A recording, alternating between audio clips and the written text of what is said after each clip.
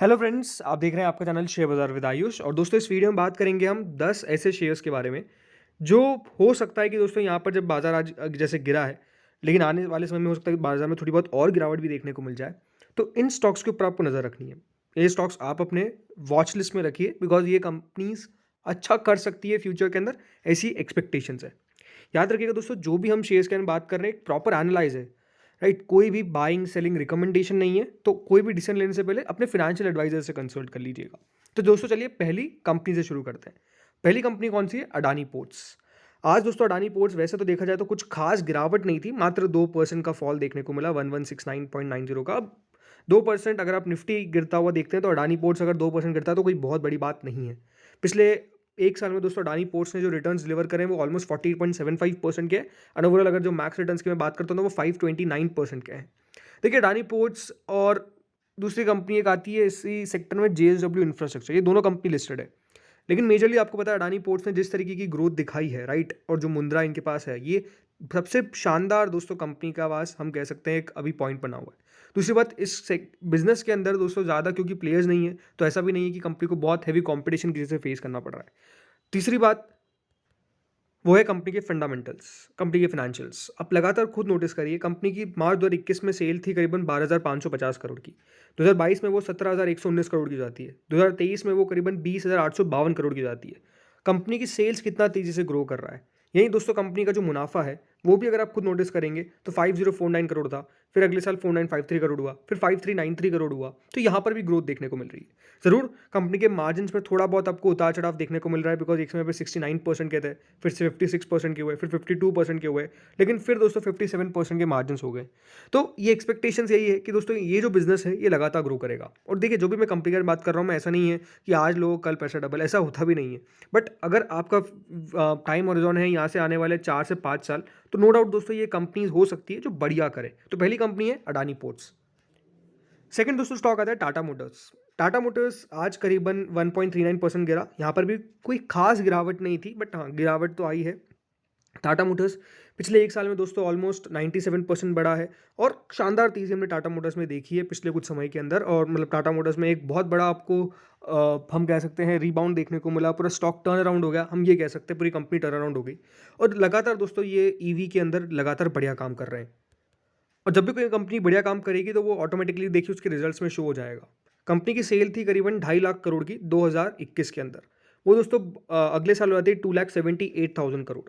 उसके अगले साल हो जाती है 3,45,000 करोड़। और अभी टीटीएम बेसिस पे 4 लाख करोड़ का आंकड़ा कंपनी ने टच कर दिया है। कंपनी की सेल्स कितना तेजी से ग्रो कर रहा है, क्योंकि देखिए ऑटो सेक्टर है तो नो डाउट मार्जिन बहुत ज़्यादा नहीं रहते हैं, तो 9% के मार्जिन है। लेकिन ऑलमोस्ट अभी टीटीएम बेसिस पे कंपनी 13% के मार्जिन पर आ चुकी है। जो मुनाफा है, कंपनी वैसे तो पहले घाटे में थी, करीबन 11,309 करोड़ गए, लेकिन फिर दोस्तों 2,690 करोड़ के मुनाफे में आई 2023 के अंदर। और अभी टीटीएम बेसिस पे कंपनी ऑलमोस्ट 15,000 करोड़ के मुनाफे बैठी हुई है।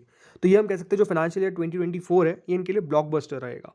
तो लगातार ग्रोथ देखने को मिल रही है इस पूरे बिजनेस में। कंपनी के पास एक ओवरऑल हम कह सकते हैं अभी भारत में ईवी में तो कंपनी के पास ऑटो सेक्टर में जो 4 व्हील व्हीकल्स है वहाँ पर तो ओवरऑल मोनोपोली है, बिकॉज कोई ज़्यादा प्लेयर्स आए नहीं। अब ऐसा नहीं है कि मोनोपोली रहेगी, ऑब्वियसली बात है। देखिए बाकी कंपनीज भी आने की कोशिश कर रही है, बट कंपनी वे अहेड हम कह सकते हैं वहाँ पर है। तो इसीलिए टाटा मोटर्स भी मुझे बढ़िया लगता है। नेक्स्ट है मोतीलाल ओसवाल फाइनेंशियल सर्विसेज। आज बाजार देखिए गिरा, लेकिन यहाँ पर कुछ खास उसका असर पड़ता हुआ नजर नहीं आया। स्टॉक 7 रुपये 40 पैसे ऊपर बंद होता है। पिछले एक साल में दोस्तों मोतीलाल ओसवाल के स्टॉक ने जो रिटर्न्स डिलीवर करे हैं वो है क्लोज टू 100%, राइट। 100% ज़्यादा स्टॉक चला है। एंड ओवरऑल मैक्स रिटर्न्स जो है वो यहाँ पर है 665% के। अब मोतीलाल ओसवाल, देखिए एक बात आपको समझना पड़ेगा, जिस तरीके से हमारे बाजार के अंदर देखिए नए लोगों की एंट्री हो रही है, न्यू पीपल की एंट्री हो रही है, जिस तरीके से एडिशन देखने को मिल रहा है नए डीमैट अकाउंट्स का, और जिस तरीके से दोस्तों हमारा फाइनेंशियल मार्केट इंक्रीज हो रहा है, नो डाउट देखिए जो भी ऐसी ब्रोकरेज कंपनीज हैं उन सबको फायदा होगा। मोतीलाल ओसवाल मोतीलाल ओसवाल का दोस्तों जो सबसे मेन बिजनेस है, क्योंकि 3 सर्विसेज ऑफर करती है, एक कैपिटल मार्केट्स की, दूसरा है एसेट एंड वेल्थ मैनेजमेंट, और तीसरा है जो आपको पता है broking, distribution and institutional equities. तो इसीलिए लगातार इनके बिजनेस में भी ग्रोथ देखने को मिल रही है। जस्ट बिकॉज इंडिया बढ़ेगा तो ये इनके शेयर्स भी बढ़ेंगे। जो भी ब्रोकरेज सर्विसेज स्टॉक्स है वो सब बढ़ रहे हैं। इसलिए अगर आप कंपनी के नंबर्स भी खुद देखेंगे, अगर मैं बात करता हूँ तो यहाँ पर आप खुद नोटिस करेंगे ग्रोथ। 3626 करोड़ का दोस्तों कंपनी का सेल था 2021 में, वो 4296 करोड़ का हुआ। 2023 के अंदर हम कह सकते हैं उतना नहीं ग्रोथ कर पाए, लेकिन वापस से दोस्तों टीटीएम बेसिस पे 5,240 करोड़ पे कंपनी करेंटली बैठी हुई है। यानी फिर से कंपनी ने 5,000 करोड़ का आंकड़ा भी पार कर दिया। ओपीएम्स यानी ऑपरेटिं65% प्रॉफिट मार्जिन ज़रूर डिक्लाइन करे हैं, लेकिन टीटीएम बेसिस पे 51% तक कंपनी अपने मार्जिन लेकर आ गई है। जो नेट प्रॉफिट है वो दोस्तों कंपनी का करीबन 1265 करोड़ था, फिर बढ़कर 1312 करोड़ हुआ, फिर 935 करोड़ का हो गया, तो यहाँ पर गिरावट देखने को मिली। लेकिन फिर टीटीएम बेसिस पे 1453 करोड़ का कंपनी का प्रॉफिट है, तो यहाँ पर भी ग्रोथ हमको लगातार देखने को मिल रही है। कंपनी की जो एवरेज सेल्स की ग्रोथ है वो है दोस्तों पिछले 10 साल के अंदर 24% की, एंड जो कंपनी की प्रॉफिट ग्रोथ है वो 25% की है पिछले 10 साल के अंदर। तो इस प्रकार की कंपनी की दोस्तों ग्रोथ रही है, इसलिए ऐसा लगता है कि यहाँ पर मोतीलाल ओसवाल फाइनेंशियल सर्विसेज भी एक दमदार कंपनी हो सकती है।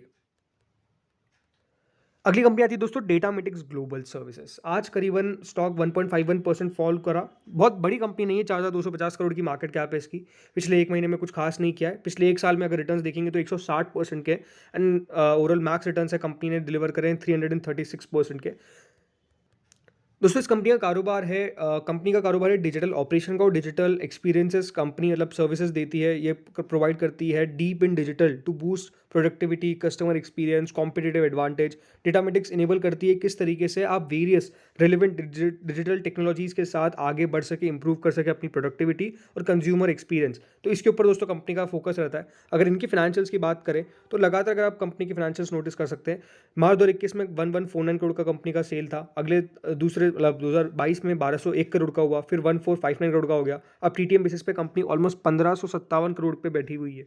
यहाँ पर जो मार्जिन्स है वो अगर आप नोटिस करेंगे 12% हुए, फिर 16% हुए, फिर 17% हुए। तो लगातार मार्जिन्स भी कंपनी के बढ़ते जा रहे हैं। मुनाफा ऑब्वियस सी बात है बढ़ता ही है, 84 करोड़, 155 करोड़, 185 करोड़। इसीलिए कंपनी की ग्रोथ काफ़ी शानदार देखने को मिली है, राइट। पिछले 5 साल में कंपनी की जो सेल्स ग्रोथ रही है वो 10% की रही है, और जो प्रॉफिट ग्रोथ रही है वो 24% की रही है। पिछले 10 साल में कंपनी की सेल्स ग्रोथ 10% की रही है और प्रॉफिट ग्रोथ 20% की रही है। तो कंपनी भी बढ़िया करती आ रही है, और मेरे हिसाब से डेटामेटिक्स ग्लोबल ज़रूर देखिए, एक छोटी कंपनी है बट एक ऐसी कंपनी जिसके ऊपर आप नज़र रख सकते हैं। अगली कंपनी दोस्तों आती है डेटा पैटर्न्स। अब आज आप देखेंगे इस भारी बाजार की गिरावट में डेटा पैटर्न्स में कोई खास गिरावट देखने को नहीं मिली। ऑलमोस्ट दोस्तों 2485 रुपये का इसका 52 हफ्तों का हाई है, 11,000 करोड़ की मार्केट कैप है। पिछले एक साल में दोस्तों डेटा पैटर्न्स ने करीबन 60% के रिटर्न्स दिए।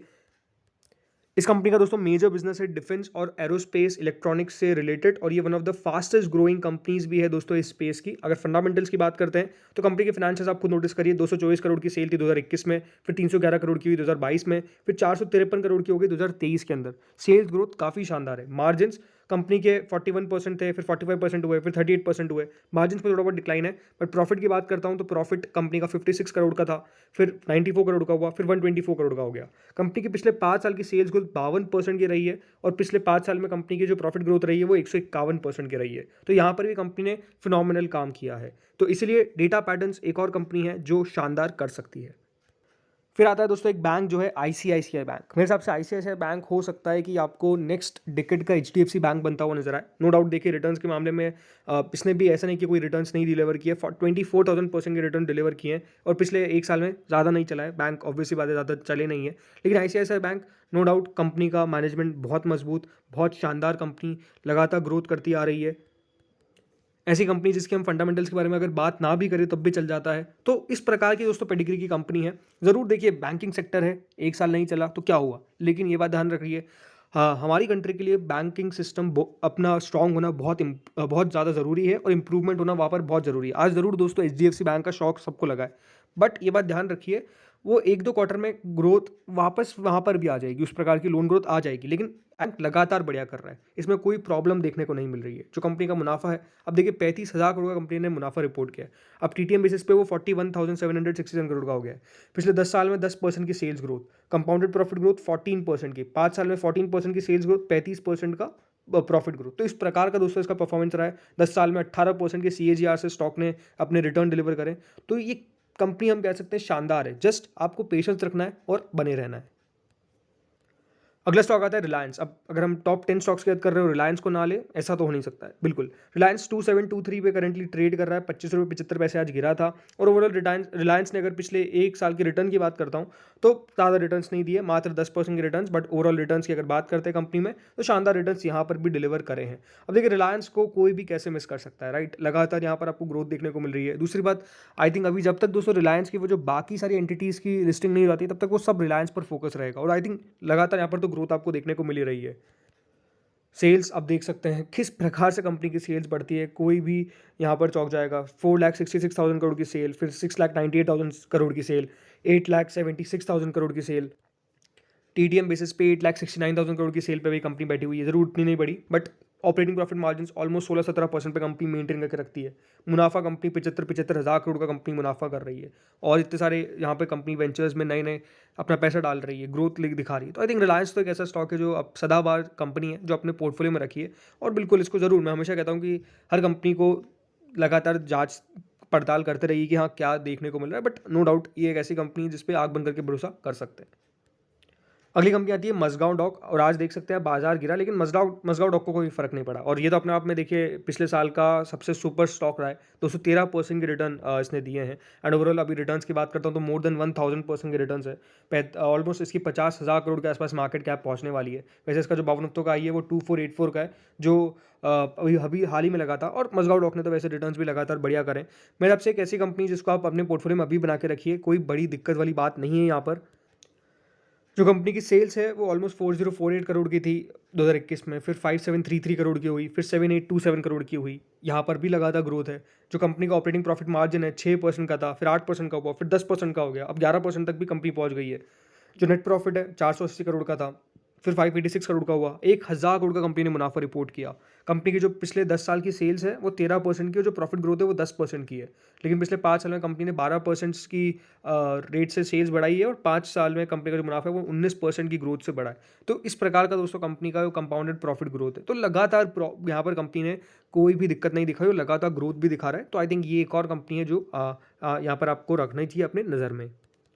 अगली कंपनी आती है इन्फोसिस। अब इन्फोसिस को क्यों बताया मैंने, रीज़न सिंपल है। आई थिंक आईटीज़ का, मैंने पहले लगातार कहते आ रहा हूँ कि आईटीज़ का जो बुरा दौर है वो गुजर चुका है, और अब अच्छा दौर ही यहाँ पर आएगा। और इन्फोसिस मेरे हिसाब से एक ऐसा प्ले है जो बिल्कुल शानदार है। बिल्कुल यहाँ पर हम कह सकते हैं उतना रिस्क भी नहीं है, और डेफिनेटली देखिए कंपनी जब चलती है तो रिटर्न तो लाजवाब दिख जाती है। और अपने आप में देखिए मल्टी बैगर स्टॉक रहा है, 14,000% के रिटर्न है अभी तक के ऑल टाइम के। हाल ही में कंपनी के नतीजे निकल कर आए, ठीक है, नतीजे उतने खास नहीं थे, बट उसके बावजूद भी देखिए बाजार ने पसंद किया। जस्ट बिकॉज क्यों, बिकॉज यहाँ पर अब फिर से ऐसा लग रहा है कि एक रीबाउंड देखने को मिलेगा। बाकी सेल्स लगातार बढ़ती जा रही है, कंपनी का मुनाफा लगातार बढ़ता जा रहा है, तो कोई प्रॉब्लम नहीं है। हाँ ज़रूर देखिए इन कंपनी से एक्सपेक्टेशंस काफ़ी ज़्यादा होती है, बट मेरे हिसाब से ऐसी कंपनी है जो आप रखिए अपने पोर्टफोलियो के अंदर, ये आपको पैसा बनाकर ही देकर जाएगी लंबी अवधि में। लास्ट कंपनी दोस्तों मैनकाइंड फार्मा। मैनकाइंड फार्मा ज़रूर 1% गिरा, लेकिन याद रखिएगा ये लिस्टिंग जब उसकी हुई थी उसके बाद से स्टॉक मोर देन डबल, और मतलब ऑलमोस्ट स्टॉक ने शानदार रिटर्न्स आपको डिलीवर करके दिए हैं। और आई थिंक जिस तरीके से दोस्तों शेयर चला है ये शानदार है, बिकॉज जो प्राइस पे आया था वहाँ पर उस समय उतना पैसा लोगों ने डाला नहीं, बिकॉज लोगों को वैल्यूएशंस उस समय अच्छी नहीं लग रही थी। बट लिस्टिंग पर भी रिटर्न्स डिलीवर करके दिए, और उसके बाद भी लगातार मैनकाइंड फार्मा चला है। वो तो हाल फिलहाल में 261 का इसने अपना भावनुत्व का हाई लगाया। और आई थिंक मैनकाइंड फार्मा एक ऐसी कंपनी है जो अब लगातार देखिए इनके प्रोडक्ट्स ले लीजिए आप, बहुत शानदार कंपनी है, लगातार ग्रोथ देखने को मिल रही है। और वो दिखता है सेल्स के अंदर भी। कंपनी की सेल दोस्तों 5523 करोड़ की थी 2021 के अंदर, फिर 7486 करोड़ की 2022 में, फिर 8127 करोड़ की होगी 2023 के अंदर। मार्जिन भी कंपनी के ऑलमोस्ट 25% तक थे, लेकिन हाँ थोड़े बहुत गिरे, 21% पर आए। वापस से भी कंपनी 23% तक मार्जिन लेकर आई है। जो मुनाफा है वो भी दोस्तों कंपनी का अच्छा खासा है, ऑलमोस्ट 1248 करोड़ का दिया था, अब 1412 करोड़ तक पहुंचने वाला है। तो यहाँ पर भी लगातार आपने शानदार ग्रोथ देखी। और आई थिंक मैनकाइंड फार्मा मेरे हिसाब से एक बहुत पोटेंशियल रखता है कि यहाँ से और भी, मतलब जो प्राइस पे है वहाँ से मेरे हिसाब से तो और भी अगर बढ़ जाए, डबल हो जाए आने वाले यहाँ से 1-2 साल के अंदर, तो कोई बहुत बड़ी बात नहीं है। ऐसा मैं क्यों कहता हूँ, बिकॉज इस कंपनी के अंदर उतनी वैल्यू दिखती है। दूसरी बात, इनके जो प्रमोटर है वो भी काफ़ी ज़्यादा, अगर आप उनकी कभी भी कमेंट्री सुन लेंगे तो आप खुद सोच जाएंगे कि वाह यार क्या कंपनी है। तो इसलिए मुझे लगता है कि मैनकाइंड फार्मा भी ऐसी कंपनी। तो फ्रेंड्स ये 10 स्टॉक थे जिनके बारे में हमने बात करी। अगेन कोई भी रिकमेंडेशन नहीं है बाय सेल का, लेकिन डेफिनेटली प्रॉपर एनालिसिस से मैं आपको बताया कि ये 10 कंपनीज है जो आने वाले 4-5 साल के अंदर मुझे लगता है कि बहुत बढ़िया कर सकती है। कोई भी फाइनेंशियल डिसीजन लेने से पहले अपने फाइनेंशियल एडवाइजर से कंसल्ट करना बिल्कुल ना भूले। इस वीडियो में इतना ही था। Thank you friends for watching this video.